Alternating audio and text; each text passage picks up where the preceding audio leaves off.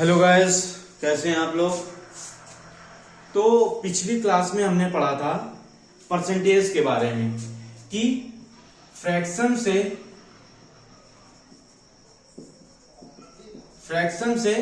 कैसे परसेंटेज में चेंज करते हैं।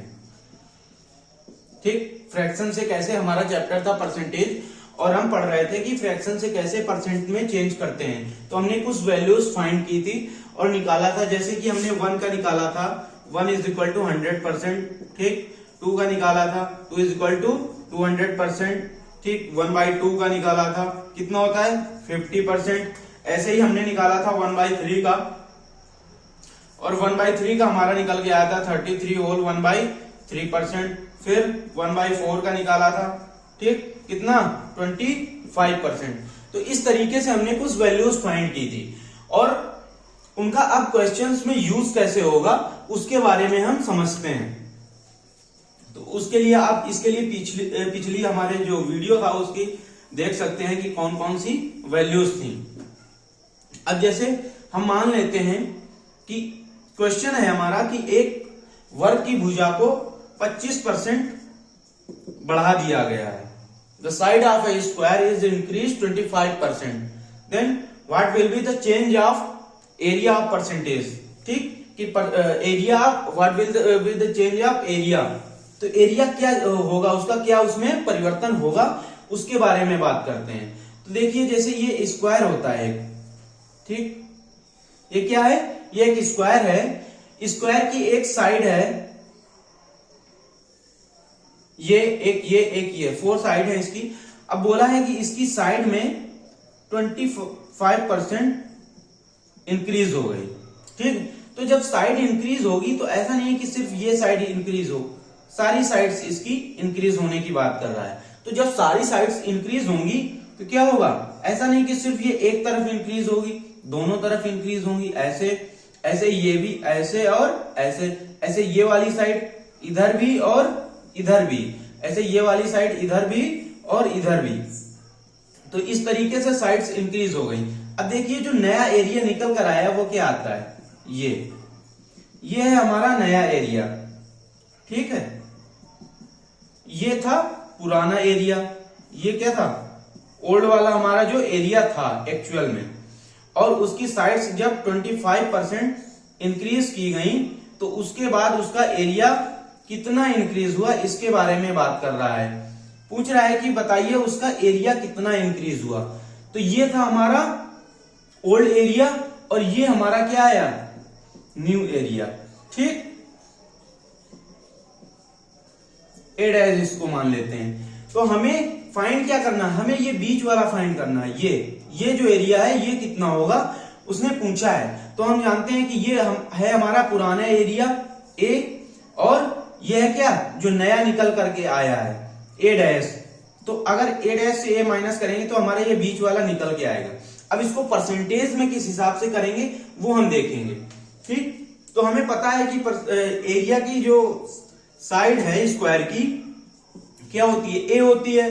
25% हमने बताया था कितना होता है, 1/4।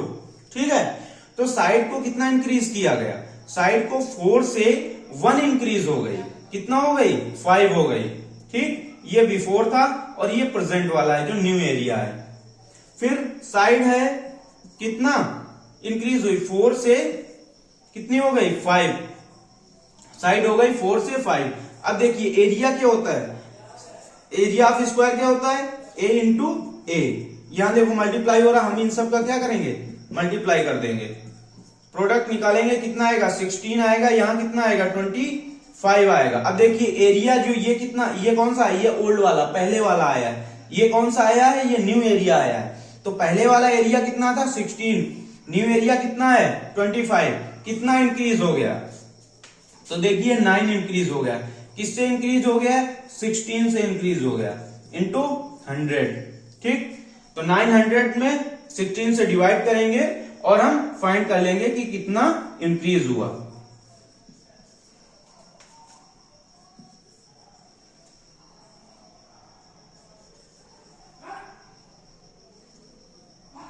और कितना आएगा, 16 5 जा 80 और यहां पर 10 बचा और 16 6 जा 96, ऊपर कितना बचा 4 और ये 16 और ये परसेंट। अभी देखिए ये कटेगा, 4 1 जा 4, 4 जा 16, तो हमारा एरिया जो इंक्रीज हुआ वो कितना हुआ 56 होल 1/4% एरिया इंक्रीज होगा। एरिया ऑफ स्क्वायर जो इंक्रीज होगा वो निकल के आएगा इतना। तो ये तो था आपको समझाने के लिए, लेकिन परसेंट में वो कैसे इस्तेमाल हो रहा है, कैसे यूज हो रहा है, उसके बारे में हमने बताया। जैसे एक क्वेश्चन है कि side of a square is increase 33 whole 1/3%। ठीक, एक वर्ग की भुजा को 33 सही 1/3% बढ़ा दिया गया है, तो बताइए कि उसके क्षेत्रफल में कितना परिवर्तन होगा। तो देखिए साइड है तो हमें पता है कि 33 होल 1/3 क्या होता है 1/3 होता है। अब देखिए साइड को बढ़ाया, कितना, साइड क्या थी 3 थी पहले और 1 बढ़ गई, कितनी हो गई 4 हो गई। ठीक, फिर साइड थी कितनी 1, मतलब 3 थी पहले और 1 बढ़ गई, कितनी हो गई 4 हो गई। तो देखिए साइड कितनी बड़ी, एरिया क्या होता है a इंटू ए, मल्टीप्लाई कर देंगे निकाल लेंगे, तो इन सब का मल्टीप्लाई आपस में 3 का 3 में 4 का 4 में, तो क्या आ जाएगा 3 3 जा 9 और ये 16 आ गया। अब 9 से 16 कितना बड़ा, देखिए 16 में 9 लिया कितना आया 7 और अपॉन 9 इंटू 100। अब देखिए हमें पता है, हमने पिछला बताया था आपको कि 1/9 क्या होता है 1/9 होता है कितना 11 होल 1/9%। अब आपको निकालना है 7/9, तो 7/9 निकालने के लिए इसमें क्या देखिए 7/9 यहां 7 से मल्टीप्लाई हुआ, तो 11 होल 1/9 में भी हम 7 से मल्टीप्लाई कर देंगे।